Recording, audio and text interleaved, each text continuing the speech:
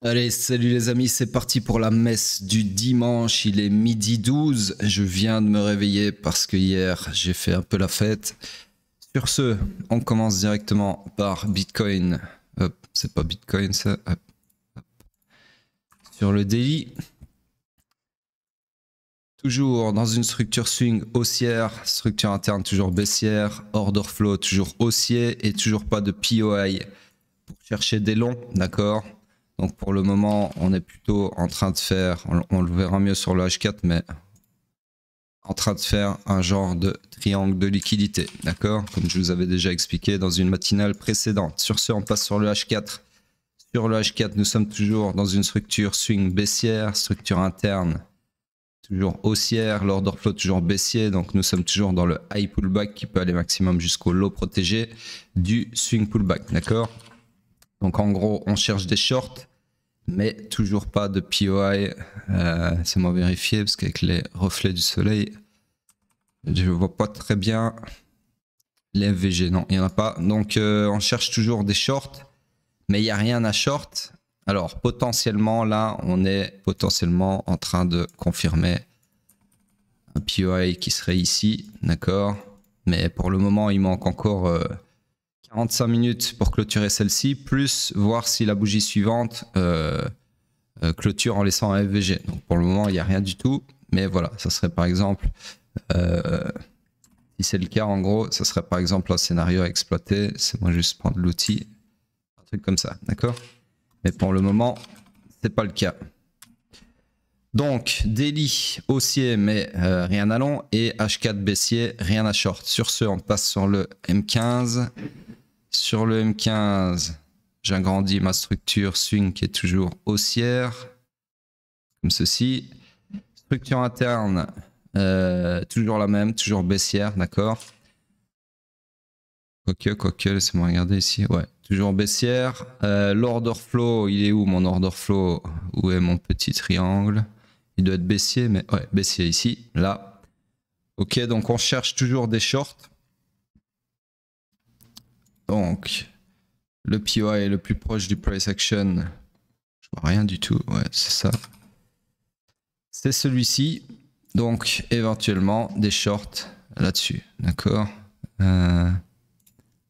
comme ceci. Malheureusement, si, non, c'est valide, c'est valide. Ok. Alors, hier, on avait pris un short sur le VIP que j'ai posté sur Twitter en live. Je sais plus où il était, bref, on s'en fout. Mais en gros, voilà, ça continue à shorter. Sur ce, on passe sur Ethereum. Ethereum Daily.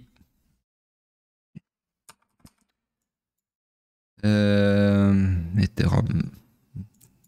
On va regarder ce que j'ai fait ici. Pourquoi j'ai tracé ça? Ah ouais, ok. Ouais, le cerveau est un peu lent dû à l'alcool à gérer hier. Mais il est là, c'est le principal. Donc sur ce, daily toujours haussier, d'accord. Structure interne haussière aussi. Ah, quoique. Oui, si, toujours haussière. Order flow toujours baissier, donc on cherche toujours des shorts. Contrairement à Bitcoin où on cherche des longs. Malheureusement, comme sur Bitcoin ici, il n'y a pas de POI à shorter, en tout cas pas à proximité du price action. Ceci, ça n'appartient pas au daily, je le cache. Donc voilà, pour le moment, il ne se passe pas grand-chose. Hein. On est dans un énorme complexe pullback, donc du price action compris entre le haut et le bas de cette jambe de baisse, d'accord? Donc tant qu'on n'en sortira pas, ce sera pas trop ça niveau volatilité. Sur ce, sur le H4, nous sommes toujours dans une structure baissière, structure interne. Franchement, il y a pas, pour moi, il n'y a pas de structure interne qui tienne la route. L'order flow est baissier, donc nous sommes toujours fully aligned à la baisse. On cherche toujours des shorts sur le POI que j'avais identifié dans la matinale d'hier, qui n'a toujours pas été tapé. Donc, toujours pas de scénario à vous tracer, puisque taper ce supply, ce POI nécessiterait un retournement de l'order flow ici, comme je vous ai expliqué hier. Donc, c'est pas un scénario à haute probabilité en ce qui me concerne. Du coup, rien à faire pour moi sur le H4. Le M15, on ne l'analyse pas sur Ethereum puisque on n'y vient pas assez souvent. On n'y vient que le samedi et le dimanche, je le rappelle.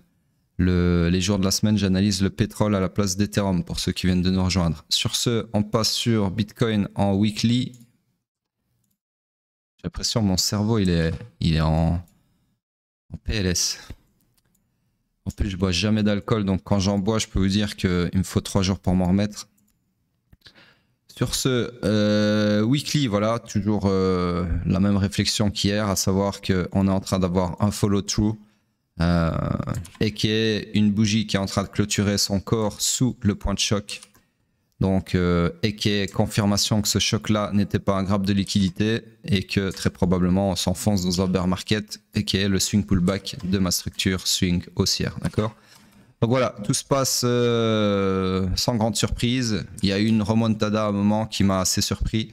Je pensais pas qu'on aurait une clôture pareille, mais au final, c'est pour faire chou blanc derrière avec un follow-through.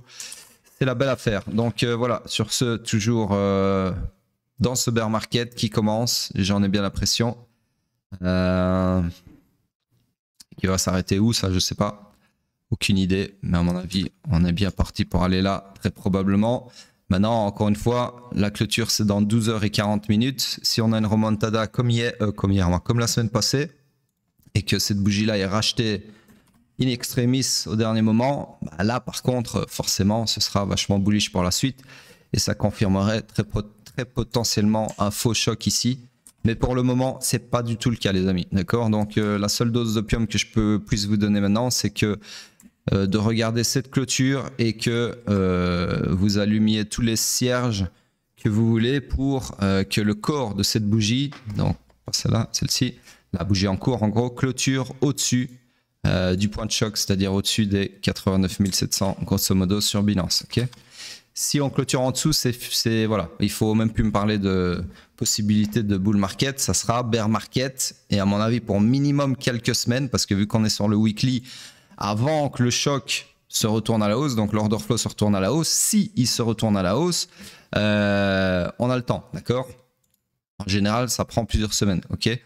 Par exemple ici, vous voyez, même ici, donc, si on est dans ce cas de figure-là, ce que je doute de plus en plus, entre la semaine où l'order flow s'est retourné à la baisse, donc cette bougie ici, et la semaine où il s'est retourné à la hausse, donc cette bougie-là, eh bien, vous avez eu quand même 3 semaines entre, d'accord? Donc, ça a pris 15 jours pour retourner, ouais, même plus si on compte les bougies qui ont choqué. Voilà, ça s'est fait en déant 21 jours, d'accord? Donc, en déant les 21 jours, c'est donc presque un mois pour retourner un order flow en weekly, ok? Après, il y a peut-être des fois où ça se fait plus rapidement, genre ici. C'est bon, regardez. Ouais, ici, ça a pris une semaine. C'est vrai que ça peut se faire en une semaine. S'il y a une remontada du feu de Dieu, pardon. Effectivement, ici, on avait choqué à la baisse. Choqué à la baisse sur cette bougie, et sur la bougie d'après, on a rechoqué à la hausse. Effectivement, ça peut arriver. Maintenant, c'est voilà, c'est vraiment quand on a un truc extrêmement bullish, comme vous le voyez ici. Ok. Là, franchement, c'est à voir. C'est à voir. Donc, ça voudrait dire qu'il faudrait, donc si par exemple cette bougie-là clôture comme ça, que derrière on ait une bougie de malade mental comme ici, d'accord? Donc je sais pas, peut-être fin de la guerre en Ukraine, des trucs comme ça, j'en sais rien.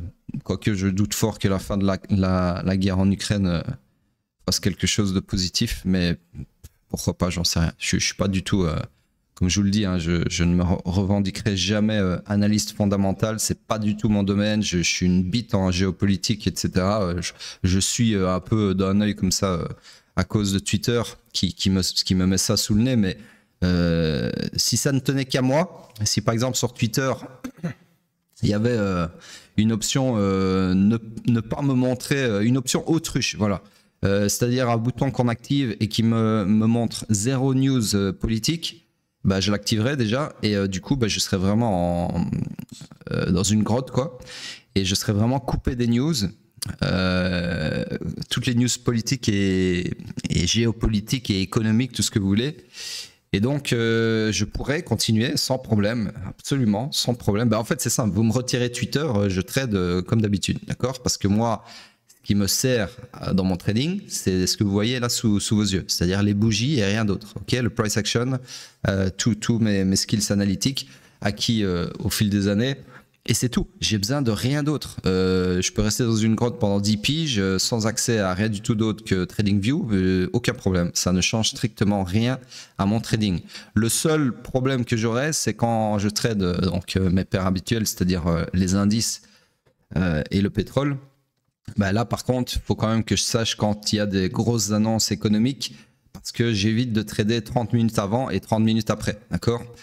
Ce qui n'est pas toujours vrai non plus parce qu'il y a des fois j'oublie de regarder et je trade en pleine annonce, mes VIP vous le diront, et ça se passe très bien parce que voilà, parce qu'en général rien qu'avec le price action il y a régulièrement, j'ai pas envie de dire souvent, mais il y a régulièrement moyen d'anticiper les news, ok. Donc voilà, sur ce c'est tout pour moi. Je vais juste regarder la dominance. Les mecs qui tradent les news, franchement, je sais pas comment vous faites. Déjà, c'est extrêmement difficile. Ceux qui arrivent, bravo. Franchement, pour une fois, je me fous pas de votre gueule parce qu'il y en a qui arrivent et bravo.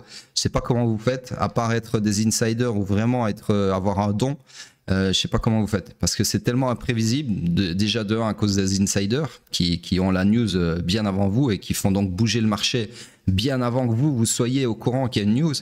Donc je sais pas comment vous faites, mais voilà, la plupart des gens que je vois, surtout en crypto, qui sont là en train d'essayer d'anticiper le price action en se basant sur des news, des rumeurs, des machins, tout ça, et ben, je peux vous dire que je les vois en live 9 fois sur 10 ils se cassent la gueule, 9 fois sur 10 c'est de l'opium mal placé, et comme souvent avec l'opium avec un H, et c'est tout. Voilà, ces gens-là ils comprendront jamais, et franchement ça me fait chier pour eux parce que je me dis, putain, les gars, si vous saviez à quel point l'analyse technique c'est puissant, ben, vous seriez pas là en train de vous casser la tête à essayer de suivre les news, vous abonner à des machins pour essayer d'avoir les fragments de news en premier, et puis au final, ça marche pas, ça vous pète à la gueule à chaque fois.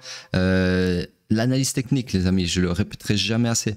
Formez-vous, que ce soit chez moi ou chez un autre, je m'en branle complètement, c'est juste formez-vous. C'est le but en fait de ces matinales, c'est de sauver le plus de gens possible grâce à l'analyse technique. Si en regardant, je sais pas moi, 1, 2, 10, 20, 30, 100 matinales, j'arrive à vous mettre dans l'analyse technique et j'arrive à vous faire vous former, encore une fois, peu importe où, peu importe à quoi, que vous allez vous former sur YouTube avec des RSI et des stochastiques, c'est si vous voulez. Bon, je peux vous dire déjà que ça marche pas, mais si vous voulez, d'accord. Mais formez-vous. Arrêtez de faire le mec qui suit les news comme la boulangère du coin. Ça, c'est bon pour les gens qui sont les normistes, j'ai envie de dire, les gens qui sont pas dans la crypto. Mais si vous revendiquez, ici je parle crypto, hein, mais bon, c'est valide pour tous les marchés traditionnels aussi, hein, parce que je sais qu'il y a des mecs qui essayent d'anticiper les résultats d'Nvidia, les machins de Elon Musk avec ses lancements et tout machin. Arrêtez les gars, tout est dans le prix. Arrêtez de bricoler, arrêtez de faire du bricolage. Si vraiment ça vous intéresse la finance, si vraiment ça vous intéresse les marchés financiers, et surtout si vraiment votre but c'est de faire du fric, hein, je pense que c'est un peu le but de tout le monde. Il y a personne qui est là pour faire de la figuration ou des bonnes actions. Formez-vous, d'accord. Arrêtez de bricoler. Les news ça marche pas, ok. À moins que vous soyez un insider. Sur ces belles paroles, je vous dis bon dimanche et à plus tard.